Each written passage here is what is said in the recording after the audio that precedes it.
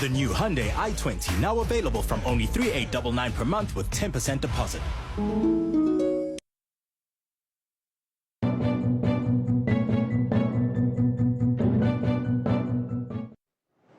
South African working women are at risk of toxic stress. That's according to the 2024 Women's Report by Stellenbosch Business School in collaboration with the SA Board for People Practices. It's revealed that most women do not receive adequate mental health support at work. Two-thirds say they were not comfortable disclosing their mental health problems because of concerns about career advancement. To discuss this further, we're joined by Professor Renata Schoeman, Head of Healthcare Leadership at Stellenbosch Business School, and she joins us virtually from Bellville this evening. Prof, thank you so much for your time. As always, there are going to be a lot of women watching this saying, oh, we needed a study to find this out. Tell us what we don't know.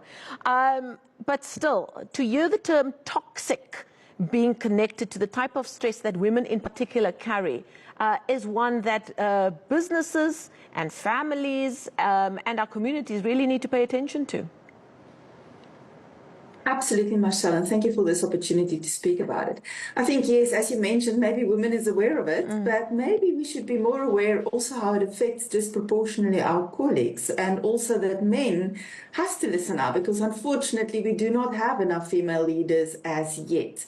I think it's very important that we know that stress is normal in the workplace and it helps us perform in our daily lives even, but toxic stress is where this is really have pathological consequences for women, and women are disproportionately affected also due to the type of jobs we occupy, the type of roles, and also the disproportionate load that we still carry in terms of domestic chores and childcare.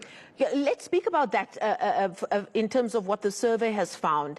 Talk to me about the pictures being painted to you by those that were part of the survey about the burden, or some might say it's a responsibility that we carry with love at home, but the added burden and responsibility that they carry at work with no space for movement in between for them to take a breath and look after themselves. Very true. I think if we look at the majority of women in South Africa still, many of them have long commutes, and even on the way to work they are exposed to harassments and even violence. Then they get into the workplace where 43% report being exposed to harassment and microaggressions, and very few of them are prepared to report it. As I said, only a third more or less report it because they are scared of job advancement, for job security, also for stigmatization and discrimination. Then you go home to work and it doesn't stop.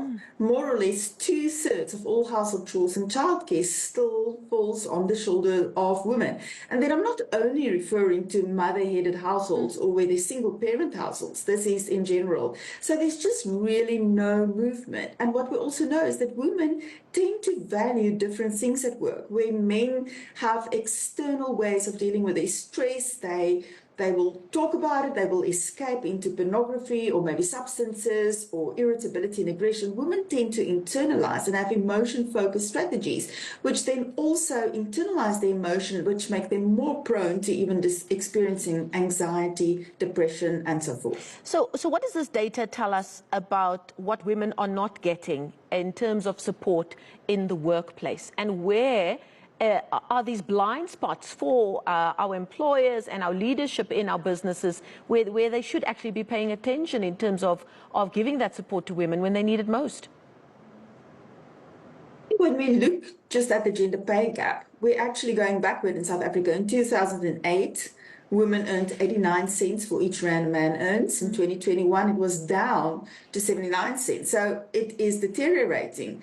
But we must maybe look at this more holistically and not only think in terms of monetary remuneration. It's interesting that men tend to value the monetary remuneration and achievements more, where women really value flexibility, they value relationships, and that flexibility is maybe a way that we can address remuneration and a non-monetary reward system, but also to not see all women the same. And that's maybe not even just valid for women, it's valid for all employees. People's needs and their wants differ, and perhaps we should make and look at more tailored perspectives and tailored intervention in the workplace. There's a lot of companies that do very well in the mental health awareness programs, but where it still fails at this stage is psychological safety. So psychological safety where there's a sense of inclusion and belonging, in diversity, all types of diversity, but also gender diversity,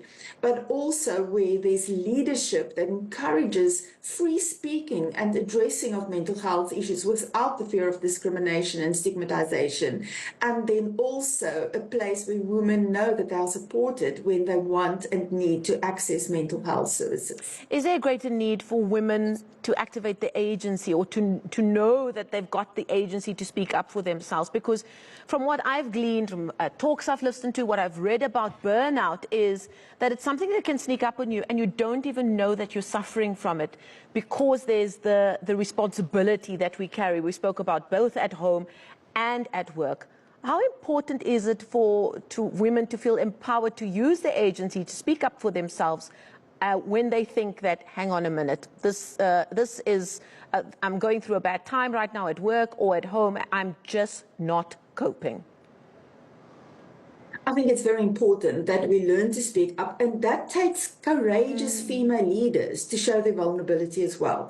If we that are in leadership positions are not prepared to speak and to reach out and disclose that we are struggling, how should someone else feel comfortable doing that? But then also, what I think is very important, you cannot only want to mention the problems at work. You also need to have the agency and the internal locus of control to take responsibility what you can address in your personal circumstances, but also to take care of your self-care. Part of self-care is boundaries, and I think that is very, very important. And I think we mentioned before in an interview that we shouldn't speak about work-life balance, but work-life boundaries, even more so for women. For example, I'm really not a good example tonight. This is really, really tough for my toddler. You and me both. Yet I prioritize this because I feel so strong about it. And for me, speaking and saying it's really tough. You know, hubby is next door with a very unhappy little one at the moment, but I believe this message must come out. But for me to sit here and say, no, it's hunky-dory, doing an interview this in the evening might also not be what I need to say. You know, I need to say that we're struggling doing this, and this is being real, and this is being courageous, but the message must come across. Just very quickly, Prof, as we've run out of time, we have women who are seen as being part of the vulnerable groupings in society because of what we face on a daily basis as South African women. But what we're seeing also, they are vulnerable in the workspace, with women more likely to be employed in lower paying jobs, and 1 in 5 women are subject to overtime work, etc., etc., etc. This is a ticking time bomb, isn't it? It is, especially if we look at women that when they do regular overtime work, only a quarter of them say that they are in good mental health. With those that work more regular working hours, half of them say they are coping well. So I think it's really a balance, and it's not always reducing working hours. It's really about maybe being accommodating and flexible in terms of what is needed, both for the organization and for the employees, specifically also the women, as our needs do differ. Okay, always great chatting to you and getting to pick your brain. Thank you so much for your time. Off you go to your husband and your little one, and thank you so much for them for allowing you to share those important insights. You did help somebody today. For that, I am sure. Professor Schoeman is the head of healthcare leadership at Stellenbosch Business School, joining us there virtually.